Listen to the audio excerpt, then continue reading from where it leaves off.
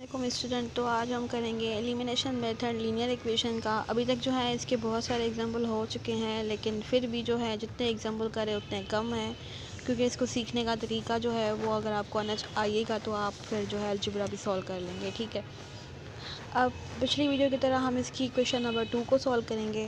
पहले हम लिख देते हैं कि सॉल्व शॉर्टकट में, इक्वेशन भी शॉर्टकट में, और 2 जो है ये भी लिख देते हैं। ठीक है, अब ये ऐसे है कि 3x minus Y is equal to 0 होता है, तो हमें चाहिए इस पर किसकी वैल्यू चाहिए, हमें y की वैल्यू चाहिए। तो y हम इस साइड ले आएंगे, और जब y साइड आ जाएगा तो प्लस का हो जाएगा, और 3x जो है इधर प्लस का है। तो फिर अब ये देखें, ठीक है, हमने जो है ना ये इसकी जगह नहीं चेंज की, बस y को हटाया है, 3x भी उसी जगह पर है। तो 0 तो कुछ भी नहीं होता, तो फिर 3x वही रहेगा। आप थोड़ा इसको समझने की कोशिश करें। अब ये हमारी बन गई इक्वेशन नंबर 3।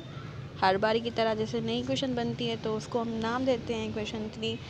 अब इस जो है ना इक्वेशन 2 तो हमने सॉल्व कर ली ना, अब 1 को, अब मतलब ये वाली जो वैल्यू है ना ये 1 में हम पुट करेंगे।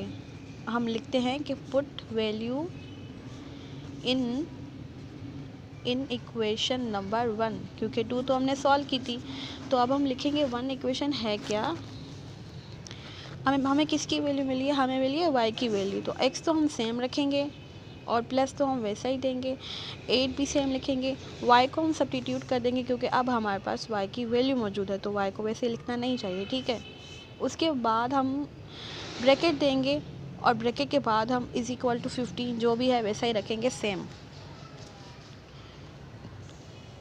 अब इनको सोल्व करते जाते हैं। तो सॉल्यूशन का तरीका तो आपको पता ही है कि x जो है हमारा वैसा ही रहेगा, प्लस भी वैसा आएगा। 8 को 3 के साथ मल्टीप्लाई करेंगे तो क्या आएगा, 8 3 से क्या होता है 24 होता है, और x होता है, और इज इक्वल टू होता है 15। ठीक है, इसके आगे अंडरस्टूड 1 है, कुछ भी नहीं है तो 1 होता है। ये दोनों ऐड हो रहे हैं तो हम जो है ना बेस सेम है इनके, तो एक बार लिख देंगे, और नंबर ऐड हो रहे हैं तो 24 है, 1 ऐड करेंगे तो क्या आ जाएगा 25 आ जाएगा, इज इक्वल टू 15 वैसा ही रहेगा। ठीक है हमारा।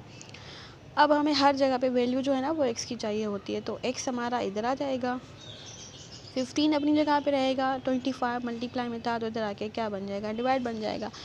अब कोई ऐसी टेबल देखें जो दोनों को कम्प्लीटली डिवाइड कर दे, या फिर इनको इतना कर दे कि कोई और टेबल ना लग सके। तो हमें पता है कि 5 की टेबल दोनों पे जाएगी, इधर 3 टाइम जाएगी और इधर 5 टाइम जाएगी। तो आप बता सकते हैं कि x इज इक्वल टू हमारा आया 3/5 आया। लेकिन ये इधर ख़त्म नहीं हुआ अभी तक, क्योंकि हमें कुछ आगे के भी स्टेप करने होते हैं।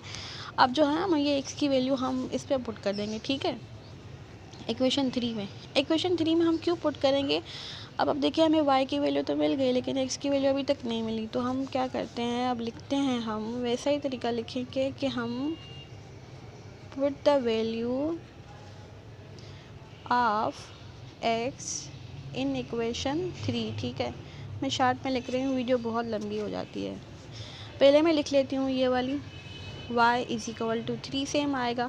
x को हम कर देंगे सब्स्टिट्यूट, इसकी जगह हम क्या लिख देंगे, जो हमें वैल्यू मिली थी। ठीक है, अब आप देखें 3 को 3 से मल्टीप्लाई करके करेंगे तो हमारे पास क्या आएगा, हमारे पास आएगा 9। ठीक है, क्योंकि ये तो है ना क्रॉस कटिंग तो हो नहीं रही, तो अब हम इनको क्रॉस कटिंग नहीं करेंगे, इसको डायरेक्ट करेंगे। ठीक है, अब इससे ज़्यादा मज़ीद सॉल्व नहीं होगा, क्योंकि एक नंबर ऑड है, दोनों ही ऑड नंबर हैं, बल्कि नहीं होगा ये सॉल्व।